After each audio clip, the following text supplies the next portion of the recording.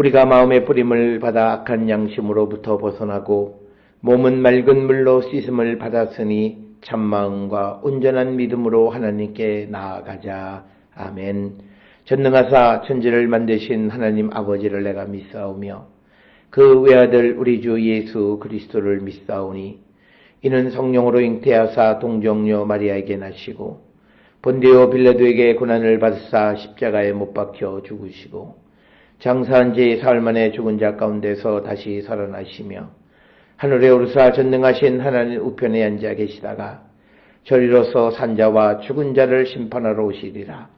성령을 믿사오며 거룩한 공예와 성도가 서로 교통하는 것과 죄를 사하여 주시는 것과 몸이 다시 사는 것과 영원히 사는 것을 믿사옵나이다. 아멘.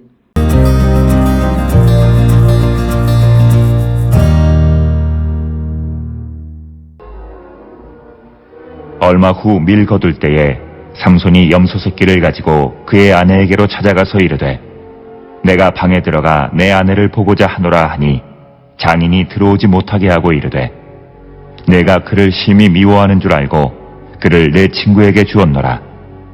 그의 동생이 그보다 더 아름답지 아니하냐. 청하노니 너는 그를 대신하여 동생을 아내로 맞이하라 하니 삼손이 그들에게 이르되 이번은 내가 블레셋 사람들을 해할지라도 그들에게 대하여 내게 허물이 없을 것이니라 하고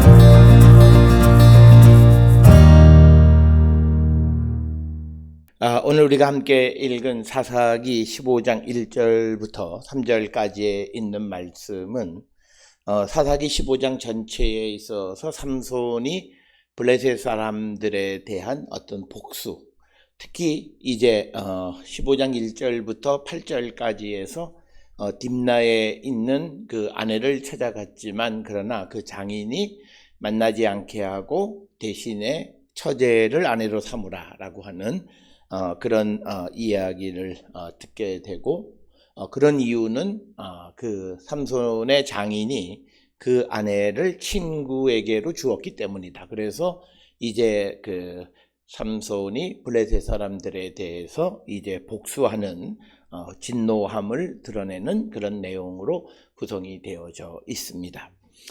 특별히 오늘 우리가 함께 읽은 1절로부터 3절까지에는 그 15장 전체에 이제 서론에 해당하는 부분으로서 왜 삼손이 블레셋 사람들에게 그렇게 진노하고 또 그들에게 그렇게 복수하는가라고 하는 것에 대한 언급이 1절로부터 3절에 기록이 되어져 있습니다. 오늘 주시는 본문의 말씀에 보게 되면 15장 1절에서 밀을 거둘 때에 대략 한 5월, 6월경이 되겠고 이때는 매우 이스라엘에서 건조한 그런 때이고 이슬을 제외하고는 전혀 그 강우량이 없기 때문에 매우 건조하고 그래서 이제 4절 이하에 기록되어 있는 것 같이 그 여우꼬리에 불을 붙여서 그 밭을 다 태울 수 있는 그런 아주 적절한 환경이 조성되어진 그때다라고 하는 거죠.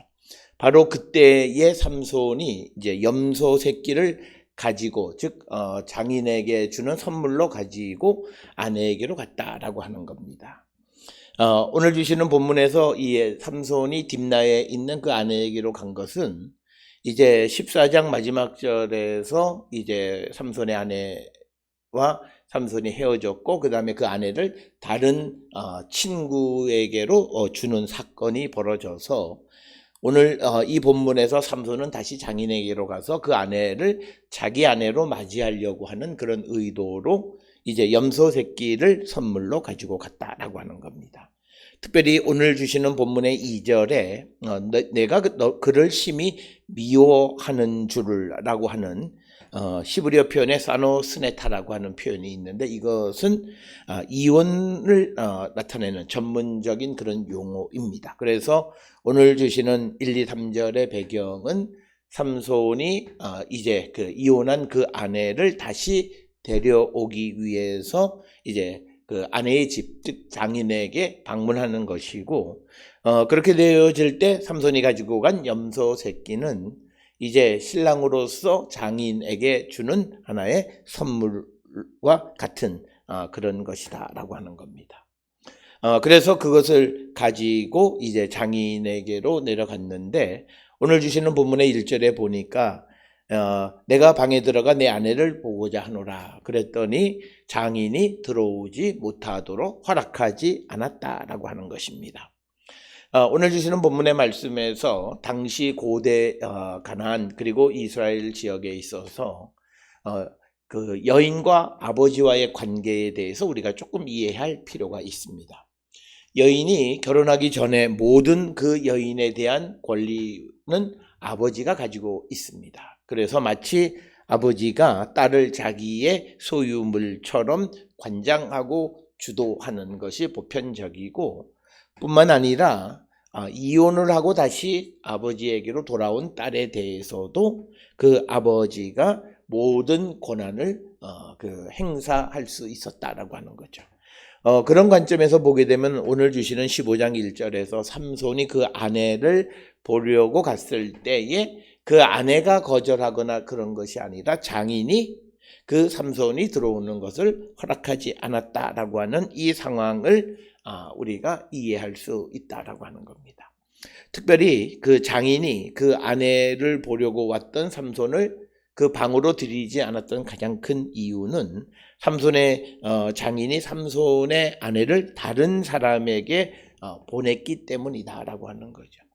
그래서 삼손이 찾아오니까 오늘 주시는 2절의 본문의 말씀에 보니까 너는 그를 대신하여 동생을 아내로 맞이하라. 그래서 삼손이 딥나에 있는 자기 아내를 데려오려고 할 때 이미 장인은 그 딸을 다른 사람에게 주었기 때문에 오히려 그의 동생을 아내로 맞이하라라고 하는 그런 제안을 하는 것. 이것은 당시에 가지고 있었던 고대 가나안과 이스라엘의 풍습 속에서 우리가 잘 이해할 수 있고 지금 둘째 딸, 그 딸도 결혼하기 전이고 그리고 첫째 딸, 과거에 삼손의 아내였던 이 여인은 이제 이혼을 하고 돌아온 상태에 있기 때문에 이 두 딸에 대한 모든 권한은 아버지가 가지고 있어서 아버지가 임의로 결정하는 것을 우리가 볼 수 있고 이것은 오늘날 우리가 살고 있는 이 시대에는 전혀 이해되어지지 않는 그런 모습이긴 하지만 그러나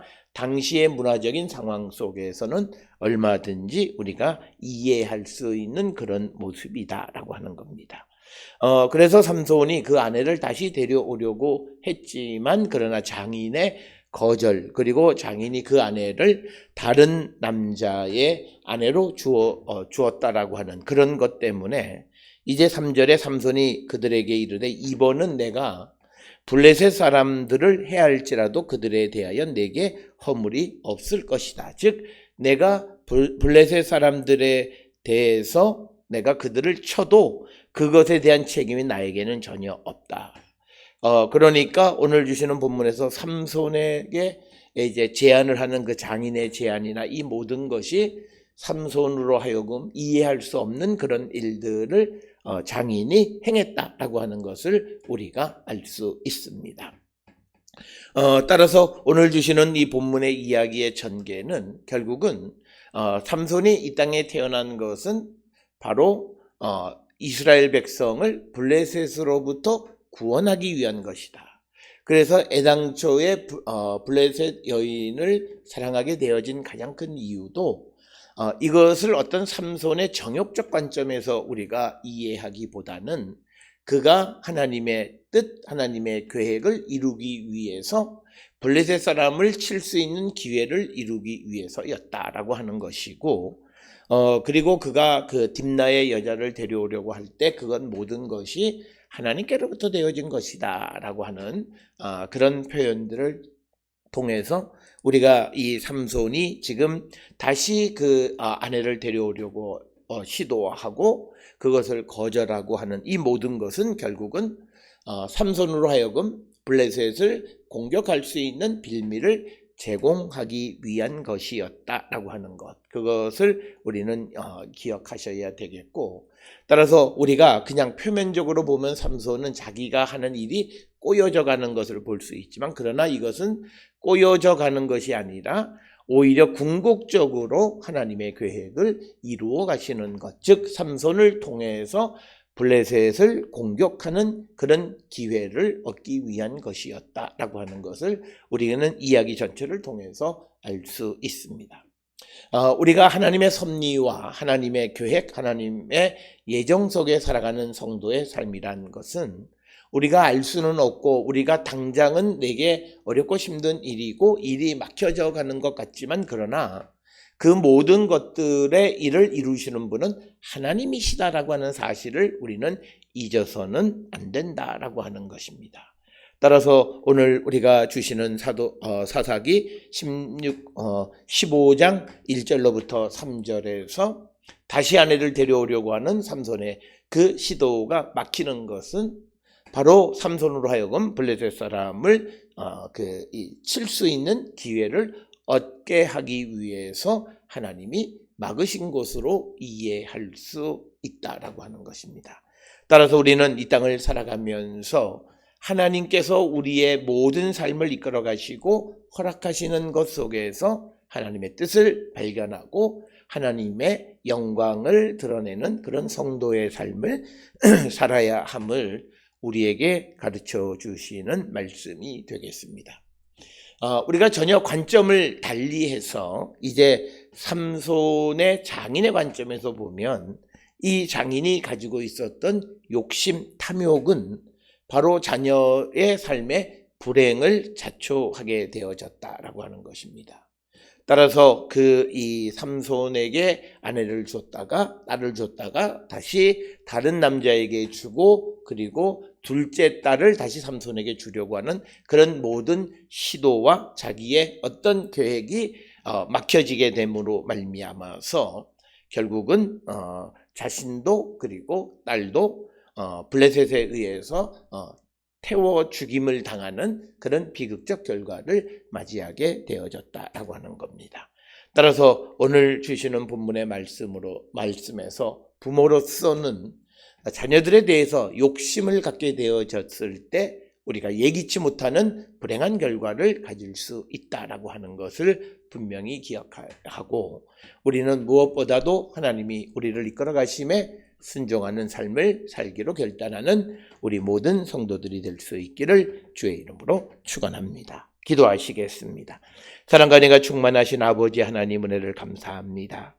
우리가 세상을 살아가는 모든 삶은 하나님의 섭리와 계획 속에 이루어지는 것임을 분명히 깨닫고, 모든 일들 가운데에 하나님의 뜻을 발견하는 저희들 되게 인도하여 주시옵소서.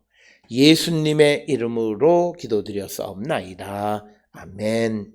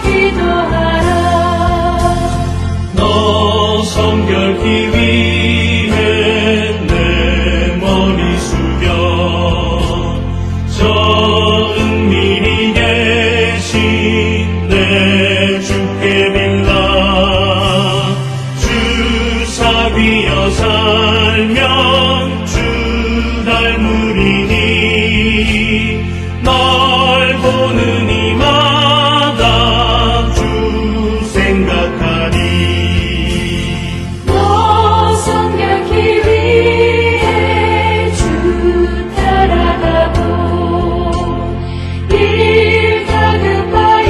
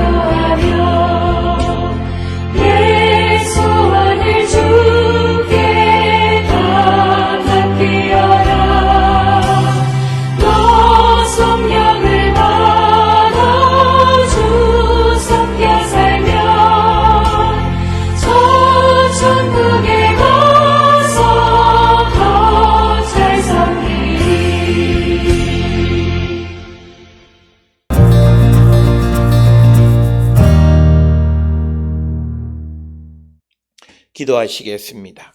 이제는 우리 주 예수 그리스도의 은혜와 하나님 아버지의 무한하신 사랑과 성령의 위로 역사 교통하심이 하나님의 인도하심에 순종하는 삶을 살기로 결단하며 세상을 향해 나가는 우리 모든 성도들 머리 위에 지금으로부터 영원토록 함께 할지어다. 아멘. 주 너를 지키시고 그 얼굴을 내게 돌리시고